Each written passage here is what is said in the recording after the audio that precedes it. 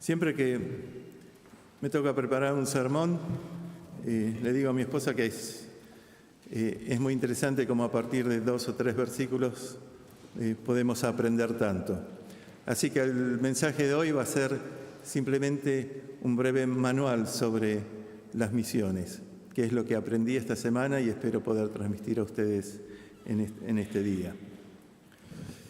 Los primeros 11 capítulos del libro de Génesis nos describen los comienzos del universo y del hombre. Dios creó todo lo que existe, luego Dios creó al hombre y a la mujer, los consideró corona de su creación y al terminar su obra, Dios exclamó satisfecho que era bueno y que era muy bueno. Pero a partir del capítulo 3 la historia cambia y el hombre y la mujer caen en pecado y rompen su relación idílica para con Dios, para con los demás hombres y con toda la creación. A partir de ahí, de esa ruptura, se sucede la subversión de los roles del creador y la criatura. El hombre pasa a querer ser como Dios. La profundización del pecado y la consecuente desintegración de la sociedad. Y todo termina en la dispersión que conocemos en el incidente de la Torre de Babel. Estos primeros 11 capítulos de Génesis describen la situación triste y patética en la que había caído el ser humano. El resto del texto de la Biblia podría ser descrito como una larga respuesta a estos primeros 11 capítulos. Es la larga respuesta a una pregunta muy simple que surge. ¿Y de aquí en más existe otro camino posible? Y la respuesta es sí. La respuesta de Dios a esta pregunta se manifestó a partir de la historia del llamado de Abraham en Génesis capítulo 12, en los versículos que estuvimos leyendo. Con el llamado de Abraham, Dios nos mostró que otro camino era posible. El llamado de Abraham es uno de los puntos de inflexión de toda la historia de la salvación. Y su llamado es uno de los textos más importantes misioneros que podemos encontrar en la Biblia. Después del fracaso de Génesis 1 al 11, Dios hizo algo que nos sorprendió. Hizo algo fuera de lo esperable y que solo Dios podría imaginar.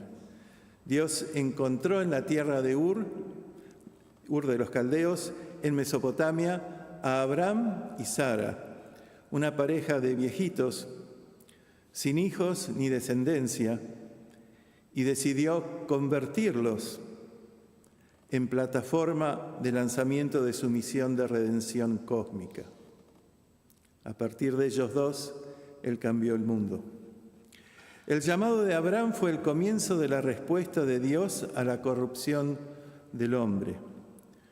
Fue su respuesta a la lucha entre las naciones, fue su respuesta a la ruptura de la relación del hombre con Dios, con los hombres y con la creación.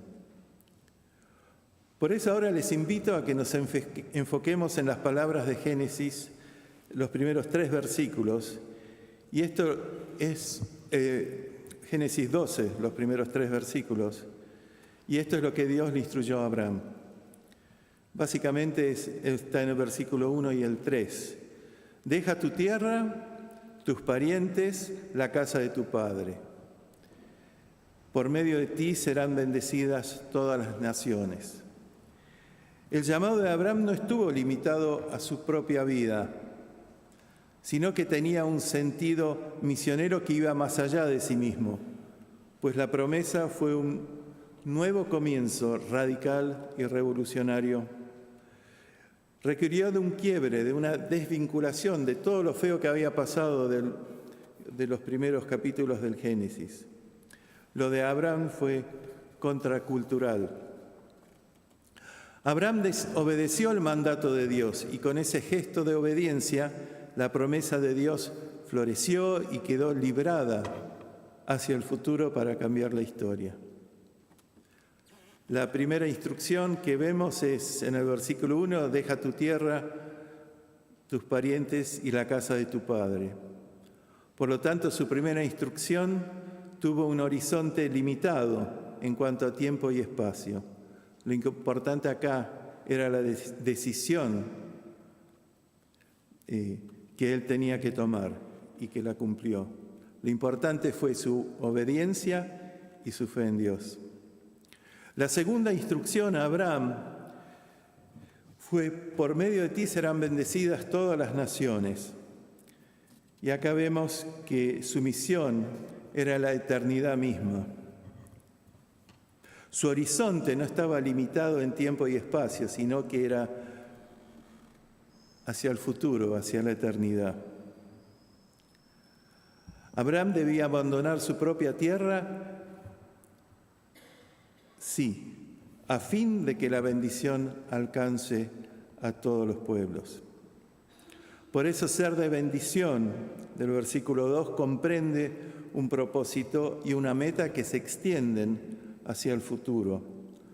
Por eso decimos que el llamado de Abraham tiene un sentido esencialmente misionero, de envío, porque es un salto hacia adelante en la historia de la salvación. En el llamado de Abraham y de Sara, Dios cambió la historia. Ahora bien, antes de pegar un salto de 1800 años para encontrarnos con la iglesia de Antioquía, me gustaría definir un concepto importante que en teología se conoce como missio Dei, que simplemente significa la misión de Dios, el envío de Dios. La missio Dei tiene su origen en la Trinidad. Generalmente cuando nosotros hablamos de misión pensamos que la misión es nuestra. No, la misión tiene su origen en la Trinidad. Es parte del decreto eterno de Dios entre las tres personas de la Trinidad, el Padre, el Hijo y el Espíritu Santo. Este es un pacto al que se llega, que tiene su origen en la eternidad misma. La Confesión de Fe de Westminster, que es nuestro libro doctrinal, define qué es el decreto eterno, el decreto eterno dice que Dios desde la eternidad, por el sabio y santo consejo de su voluntad, ordenó libre e inalteradamente todo lo que sucede. Y porque la misión tiene su origen en el corazón de Dios, Dios es el origen del amor que hace el envío. Eso es la missio Dei. El fin principal de la missio Dei es la manifestación del amor de Dios, del Dios Trino, en la tierra, lo cual no solo incluye la salvación y la reconciliación de la relación entre los hombres y con Dios, sino la restauración completa y final de toda la creación. Un segundo importante respecto a la missio Dei es que Dios es quien inicia y sostiene la misión, no somos nosotros. No son los creyentes, no es la iglesia, sino que es Dios mismo. No puede existir misión verdadera si no está originada en la voluntad de Dios. La missio Dei nos invita a vernos como instrumento y parte del propósito de Dios para restaurar la creación. Pero la iglesia no es el fin principal de la misión. No hacemos misión para tener muchas iglesias, sino que somos tan solo un instrumento de Dios para el logro de la missio Dei. Y un tercer punto respecto a la missio Dei. La missio Dei no se limita a la evangelización o la obra misionera, sino que implica una nueva forma de ver la misión de Dios en todas las áreas de la vida, no solo saliendo a hacer misión, sino que en nuestras propias vidas hacemos misión, en nuestras familias, en el trabajo, en nuestras comunidades, en la educación, en la cultura, etc. Missio Dei es un llamado a vivir toda nuestra vida en misión, conscientes de que Dios está trabajando para cambiar el mundo. Y en todo esto es el Espíritu Santo, la tercera persona de la Trinidad, la que guía y da poder para que nosotros podamos llevar a cabo la misión. Ahora bien, ahora sí, nos trasladamos 1800 años hasta Antioquía. ¿Qué era la ciudad de Antioquía? La conocemos en la Biblia como Antioquía de Siria, para diferenciarla de otras Antioquías que habían surgido durante el imperio seleucida. Hoy está en Turquía, al norte de Siria, a unos 400 kilómetros al norte de Jerusalén. Fue la capital del imperio seleucida, que fue continuador del imperio de Alejandro Magno. Para el año 64, la ciudad había caído bajo la autoridad del imperio romano y fue convertida en una ciudad libre, o sea, tenía un estatus especial. Gozaban de cierta independencia, elegían sus magistrados, aplicaban sus propias leyes y hasta acuñaban su propia moneda. Aparte de Jerusalén misma, ninguna otra ciudad ha estado más íntimamente relacionada con los comienzos del cristianismo. Ahí los creyentes fueron llamados por primera vez cristianos. Pero la característica fundamental por la que debemos recordar a Antioquía es porque fue la cuna de las primeras misiones cristianas. En Hechos 13, 1 al 3, vemos que los líderes de la iglesia en Antioquía se reunieron para ayunar, adorar y orar, evidentemente con la esperanza de recibir palabra del Espíritu Santo y darles una guía. La iglesia de Antioquía se encontraba en un punto de su historia en la que necesitaban una palabra de Dios acerca de cómo avanzar en la obra, qué decisiones tomar, cómo dar el próximo paso. En los primeros versículos de Hechos 13 dan cuenta de esto cuando nos cuentan sobre el llamado de Pablo y Bernabé. Lucas nos dice que la iglesia de Antioquía tenía un grupo multicultural de ancianos y pastores integrado por 5 líderes. En la reunión estaban Bernabé, que procedía de una familia sacerdotal judía originaria de Chipre. En otras partes de Hechos se lo considera varón bueno y un hombre lleno del Espíritu y Santo y de fe. Estaba Simeón, de origen arameo, pero su apodo era Níger, por lo que se cree que era africano. Estaba Lucio de Cirene, un judío procedente del norte de África. Estaba Manaén, un hombre de la aristocracia que había sido criado junto a Herodes Antipas, al rey Herodes Antipas, a quien tristemente conocemos de los eventos de Jesús y de Juan el Bautista. Y estaba Pablo, o Saulo, un fariseo de la ciudad de Tarso. Pablo había conocido a Bernabé cuando estuvo en Jerusalén. Él después de su conversión de Damasco, había ido a Jerusalén y se había presentado ante los líderes, pero los líderes desconfiaban de él. Y fue Bernabé el que se presentó ante los líderes y dio fe de que era un cristiano sincero. Luego los dos siguieron caminos diferentes hasta que finalmente Bernabé, por las necesidades de la iglesia en Antioquía, lo mandó a llamar y lo trajo de Tarso para unirse a su ministerio de educación. Al hacer este listado de las 5 personas que formaban parte del grupo de ancianos, vemos que eran hombres responsables, experimentados e instruidos, que habían enfrentado grandes desafíos en su vida y hasta persecución. Así que sus decisiones eran tomadas con mucha responsabilidad. En el texto, Lucas relata y subraya esto, que mientras oraban, ayunaban y adoraban, el Espíritu Santo luego intervino inesperadamente con estas palabras: apártenme ahora a Bernabé y a Saulo para el trabajo al que los he llamado. Está claro que ni bien escucharon la confirmación del Espíritu Santo, la iglesia de Antioquía se puso en acción, se puso en marcha.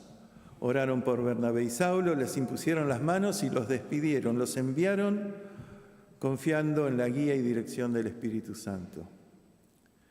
Después de esto sabemos que Pablo y Bernabé fueron al puerto de Seleucia y luego cruzaron a Chipre, y en Chipre comenzaron a predicar en las sinagogas y luego comenzaron a predicar a los gentiles.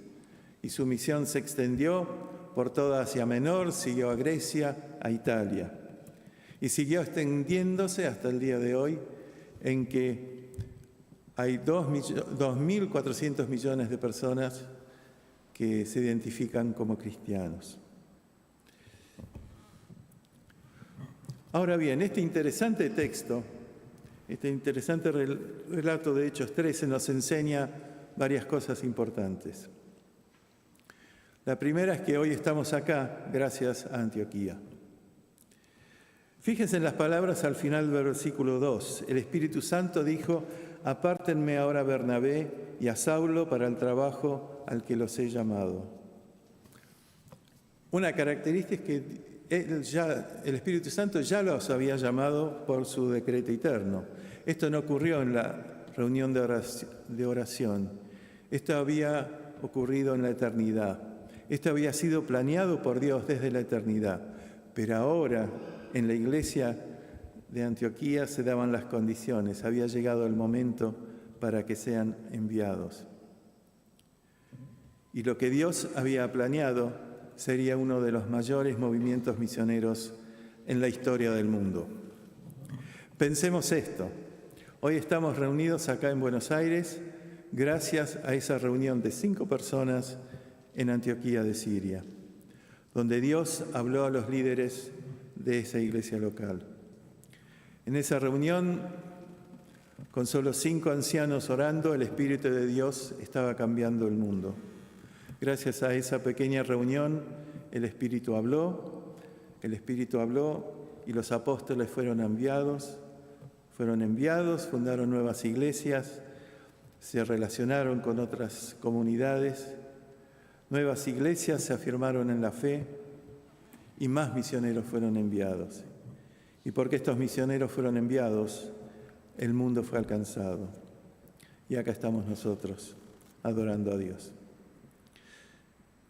Segundo punto importante es que Dios reveló su propósito a quienes escucharon su palabra con humildad. El versículo 1 dice que en la iglesia de Antioquía había profetas y maestros, pero la Biblia no los llama al liderazgo sin razón. Los pastores y líderes deben ser siervos y líderes a la vez. Como Jesús dejó muy en claro, el mayor debe comportarse como el menor y el que manda como el que sirve. Porque ¿quién es más importante, el que está a la mesa o el que sirve? ¿No lo es el que está sentado a la mesa? Sin embargo, yo estoy entre ustedes como uno que sirve.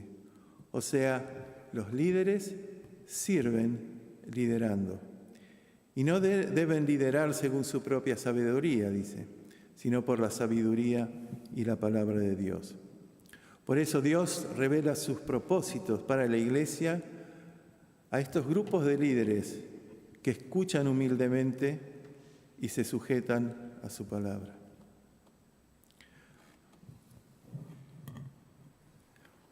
El versículo 2 dice: mientras adoraban al Señor y ayunaban, el Espíritu Santo dijo, y ahí se pronunció el Espíritu Santo. Ellos estaban reunidos y no estaban con las mentes dispersas en otros asuntos. Estaban concienzudamente orando.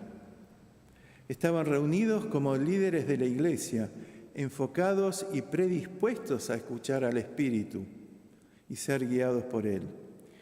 Y el hecho de que ayunaran muestra que lo hacían con intensa y profunda seriedad y piedad.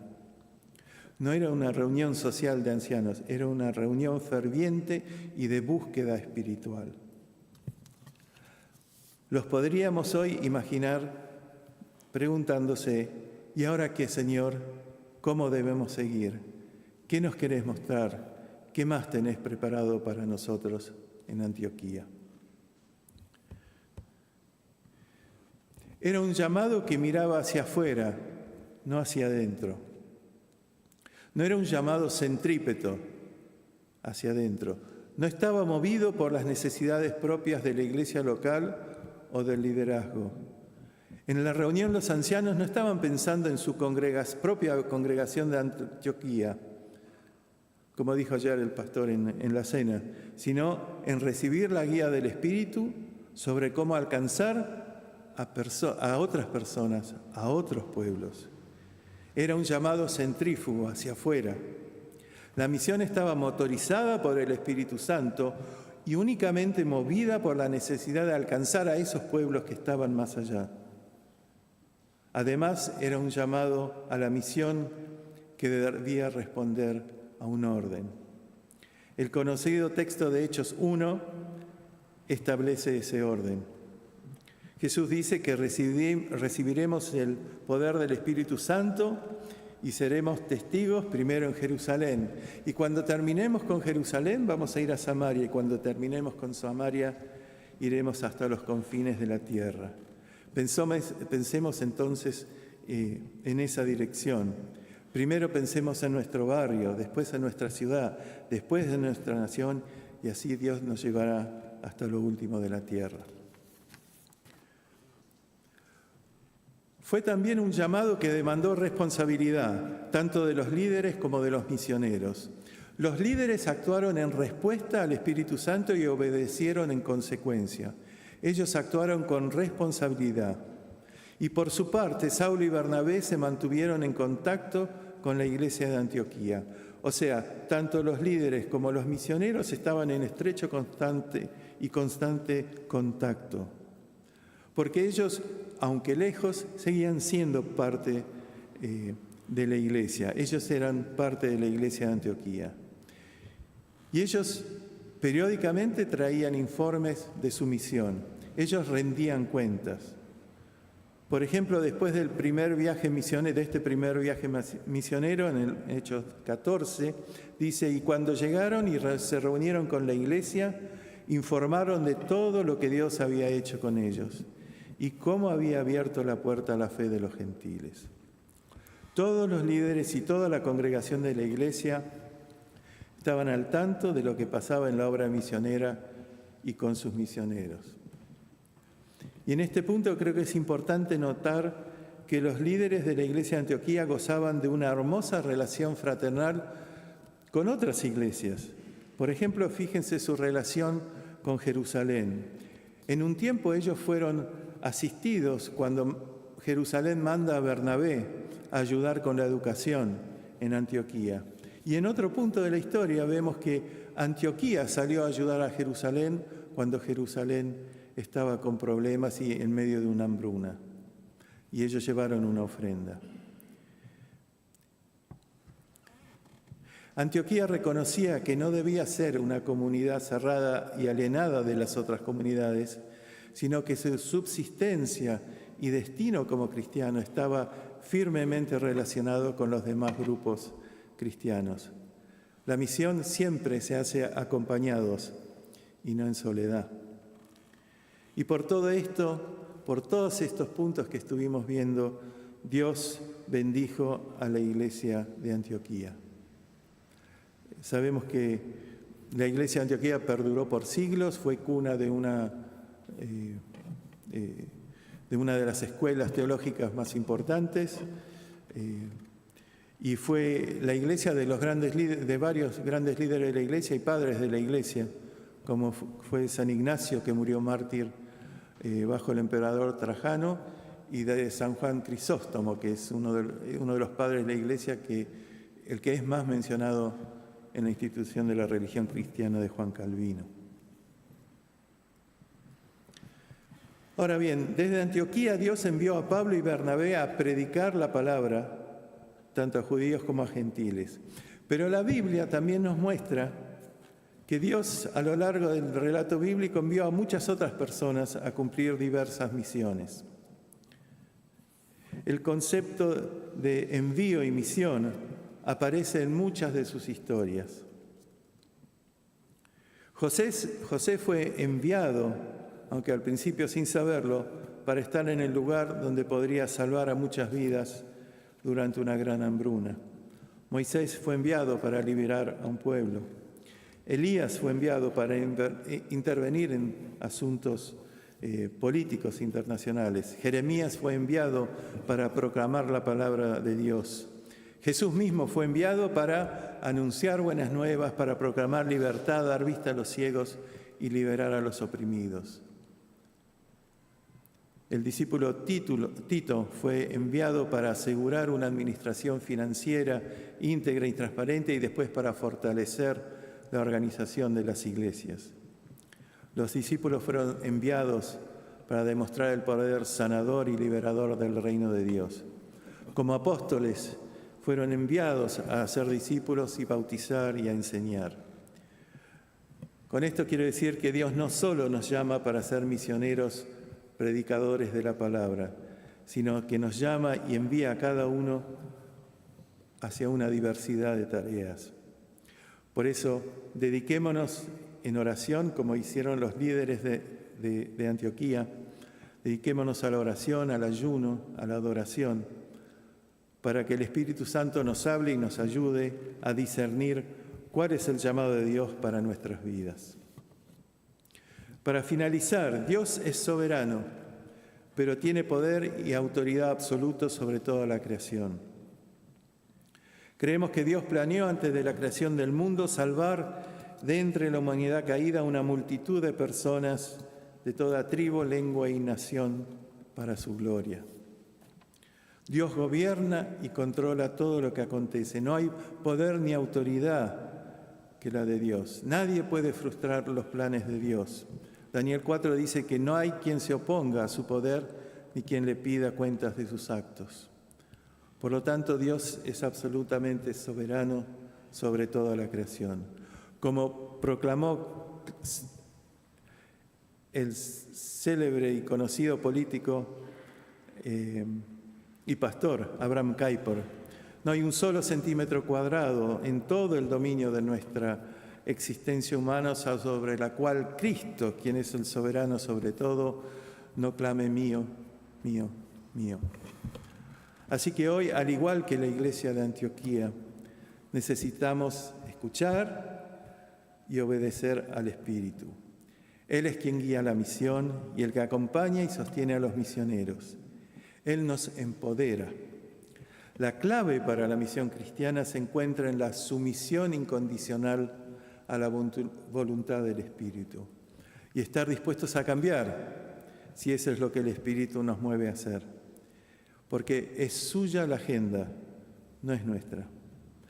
Como en la iglesia de Antioquía necesitamos escuchar la voz del Espíritu, obedecer su voluntad y caminar bajo su guía y protección. Así lo hizo Abraham 3.800 años antes, así lo hizo Pablo y Bernabé en el primer siglo, y así también lo tenemos que hacer nosotros en el día de hoy en la Iglesia del Centro. Porque en definitiva la cuestión no es cómo puedo cambiar mi iglesia, sino cómo puedo, participando de la Missio Dei, cambiar mi barrio, mi ciudad, mi nación y mi mundo con el mensaje del Jesucristo crucificado. Porque para esto y solo para esto hacemos misiones, para dar testimonio de Jesucristo y de Él crucificado, para dar testimonio de Jesucristo y de Él crucificado. Amén. Oremos. Querido Dios, Señor nuestro, te damos gracias por esta oportunidad de escuchar tu palabra. Gracias, Señor, porque en ella aprendemos muchas cosas, se nos refresca en la memoria muchas cosas y muchas cosas aparecen nuevas. Señor, por eso tu palabra es viva y eficaz. Señor, te damos gracias por lo que somos como iglesias, herederas de la Antioquía. Muchos siglos han pasado, pero hoy tenemos el mismo fervor y el mismo agradecimiento a ti, porque nada de lo que hacemos es posible sin tu guía y si no es tu voluntad. Por eso, Señor, te pedimos que nos ayudes en los tiempos que vienen a orar y pedir tu guía, que tu Espíritu nos dé nuevas ideas sobre cómo ver el futuro, sobre cómo hacer la misión para que ésta sea efectiva entre todos los pueblos. Y Señor, para lo que hacemos todo esto es para que tu nombre sea glorificado y que podamos predicar al Jesucristo crucificado. Amén.